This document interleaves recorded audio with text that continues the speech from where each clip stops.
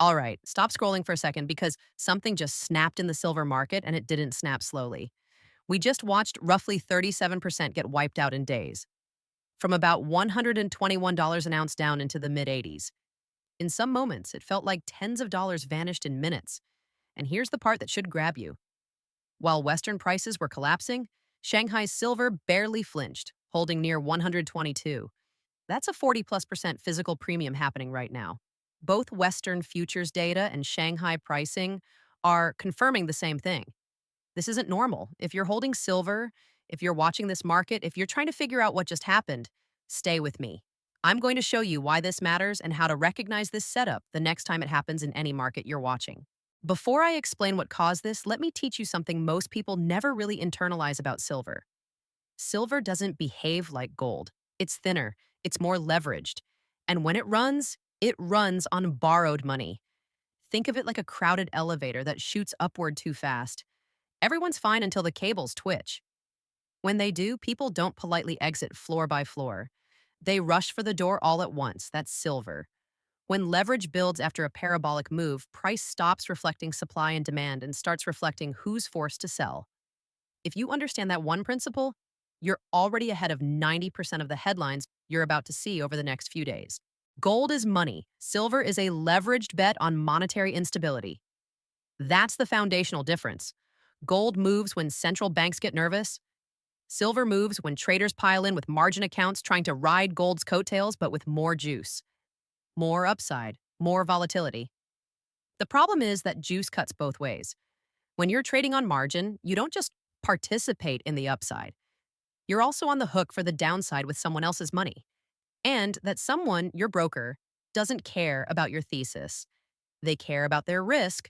So when volatility spikes and your position moves against you, they don't wait for you to be right eventually. They force you out right then. That's what makes silver so dangerous and so profitable at the same time. It's a volatility amplifier. So, what does that tell us? It tells us that silver isn't really a bet on industrial demand or solar panels or whatever fundamental story people are spinning this week. It's a bet on sentiment, on leverage, and on how much risk the system is willing to absorb. And right now, the system just said it's not willing to absorb this much. That's what we're watching. Not a fundamental breakdown, a mechanical one. If this is making sense, drop a comment and let me know where you're watching from. I want to know how many of you saw this coming versus how many got caught. Now, here's what's actually happening. Let me break down the sequence because this wasn't random and it wasn't about new supply hitting the market. Silver had gone vertical from sub $90 to over 120 in a very compressed window. That kind of move doesn't happen in a vacuum. It pulls in leveraged traders, momentum funds, paper exposure stacked on paper exposure, futures contracts, options, synthetic products that don't even touch physical metal. The entire structure becomes a house of cards built on the assumption that volatility stays manageable and prices keep climbing. Then something shifts. Volatility spiked. When that happens, exchanges raise margin requirements. They have to. It's risk management. But here's what most people don't realize. When margin requirements jump, traders who were previously fine suddenly aren't. They need to post more cash just to keep their positions open. So when prices ticked down, those traders had to sell. Not because they wanted to, not because they stopped believing in silver, but because they had no choice. Their brokers demanded cash. If they couldn't provide it, their positions got liquidated. That forced selling pushed prices lower. And when prices dropped further, more traders hit their margin triggers. More forced selling, more downward pressure. That's the cascade. It's not complicated, it's just math. Leverage times volatility equals forced liquidation. Every single time. And once it starts, it feeds on itself until either the leverage gets flushed out or prices fall so far that new buyers step in and absorb the selling. But here's the part that should make you pay attention. This wasn't happening in isolation. At the exact same time, Western paper markets were dumping silver, the physical market in Shanghai refused to follow. Prices there stayed above 115 even as New York and London collapsed into the 80s. Let me say that again because it matters. Physical metal in China was trading at a 40% premium to paper contracts in the West. That divergence is your confirmation signal. It tells you this wasn't demand evaporating. It wasn't the world suddenly deciding silver is worthless. It was paper leverage unwinding while physical demand stayed firm. When you see paper collapse but physical holds, that's not relief. That's stress. It means the paper market and the physical market have decoupled. And when that happens, you're watching price discovery in real time. The market has to figure out what silver is actually worth when the leverage is gone. Is it 85? Is it 115? Nobody knows yet. That's what makes this moment so dangerous and so interesting. There's no stable reference point right now. The market has to find out whether forced selling is finished or just getting started. And until it does, volatility is going to stay extreme. Now, let me show you what most people are missing. This cascade wasn't driven by fundamentals. Industrial demand didn't crater overnight. Solar installations didn't stop. Electric vehicle production didn't collapse. None of that changed. What changed was the structure of who owns silver and how they own it. When prices were climbing, everyone wanted exposure. Hedge funds, retail traders, momentum algorithms. They piled in using futures, options, leveraged ETFs. That worked great on the way up. But leverage is a double-edged sword.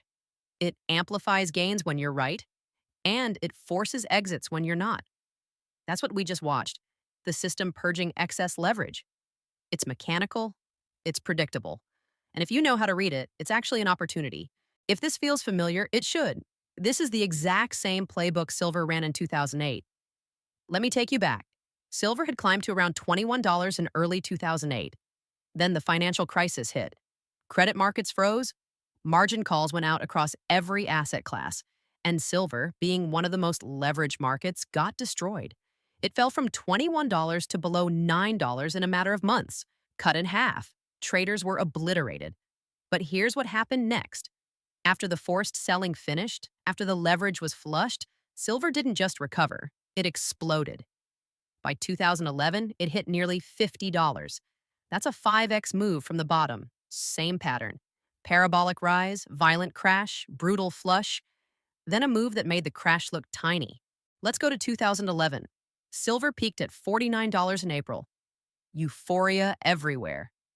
Then it collapsed, fell to $26 by September, chopped sideways for months, frustrated everyone who thought they were buying the dip. The market bled traders slowly, grinding them down until most gave up. But zoom out and you see the larger story. That crash wasn't the end, it was a reset. Silver eventually found support and built a base that held for years. The move wasn't done, it just needed time to flush the weak hands and rebuild a foundation. Now let's talk about March 2020. COVID panic hit. Markets everywhere seized up. Silver fell from $18 to nearly $12 in a matter of days. Everyone thought the world was ending. Physical premiums spiked because dealers couldn't get metal, but paper prices were cratering. Sound familiar? It should. Same divergence we're seeing now. Paper dumped. Physical held. What happened next? Silver doubled to nearly $30 by August. Same year. The people who panicked at 12 missed one of the fastest moves silver's ever made. Every time this pattern has appeared, silver didn't gently drift lower. It crashed violently. Then it either rebounded just as violently or it flushed one more time before turning. The key is recognizing that these moves are technical, not fundamental. They're driven by leverage and forced selling, not by changes in actual supply and demand. And once the leverage is out, once the forced sellers are done, the path is clear for the next leg. That doesn't mean it happens immediately. Sometimes it takes weeks, sometimes months. But the setup is the same. Forced selling ends before sustainable trends begin. Now, before we go further, let me be skeptical for a moment because I want you to hear independent thinking, not just hype. Could this keep falling? Absolutely. If liquidation isn't done, if there are still leveraged positions that haven't been flushed, prices can overshoot to the downside. There's talk out there about silver potentially hitting $75 or even $50. Does that sound insane? Maybe. But remember how thin this market really is during forced selling. When everyone's trying to exit and nobody's willing to catch the falling knife, prices can go anywhere. Physics doesn't apply, only liquidation math. Could this be manipulation? Could there be entities out there deliberately pushing prices down? Maybe. I'm not going to sit here and tell you that's impossible. Markets aren't perfectly efficient. There are big players with big positions and big incentives. But here's the thing, it doesn't actually matter whether there's someone pulling strings or whether this is just organic forced selling. The mechanics are what matter. The outcome is the same. Prices fell because leverage unwound and traders were forced to sell. Whether that was orchestrated or accidental doesn't change how you should respond. Focus on what you can control. Watch price behavior, not narratives. Watch spreads between paper and physical. Watch volume patterns. Watch Shanghai. Don't get lost in conspiracy theories when the simple explanation is right in front of you. Leverage, volatility, and margin math. That's the story. Could the fundamentals have actually changed? Could something be broken that we're not seeing? It's possible. But look at the data. Industrial demand hasn't collapsed. Central banks are still buying gold, which supports the broader precious metals thesis. Inflation concerns haven't disappeared. Geopolitical tensions haven't resolved. So, what fundamentals shifted in the last week that would justify a 37% crash? I can't find it. And until someone shows me what changed fundamentally, I'm treating this as technical. That's the balanced view. Stay skeptical, stay open, but follow the data.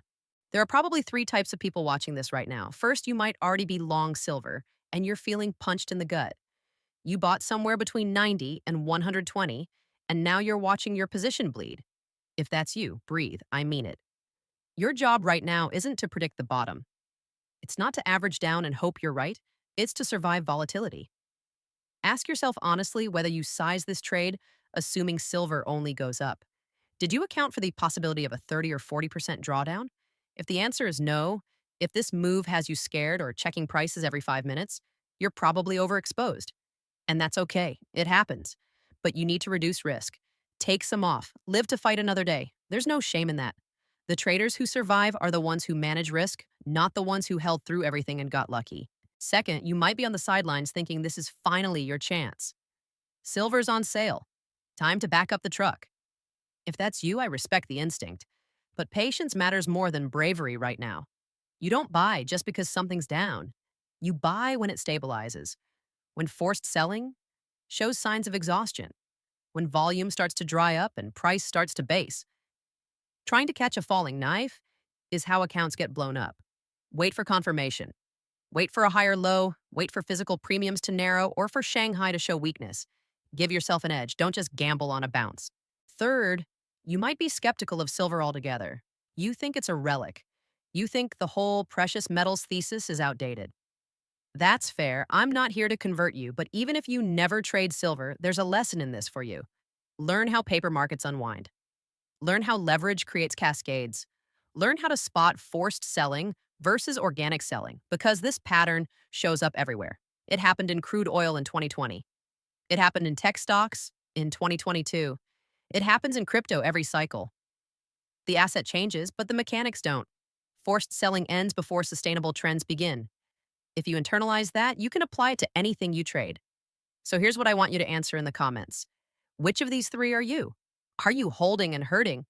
Are you waiting to buy? Or are you just here to learn the pattern? Let me know, because I want to understand where this community is positioned right now. Here's where I stand. I'm not panicking and I'm not blindly buying either. I'm watching three things very closely. First, I'm watching the $80 to $85 zone as a near-term floor. That's where we are right now, and it's held for a couple of days. If that breaks on heavy volume, we're probably headed lower. If it holds and we start building a base, that's your first sign forced selling might be done.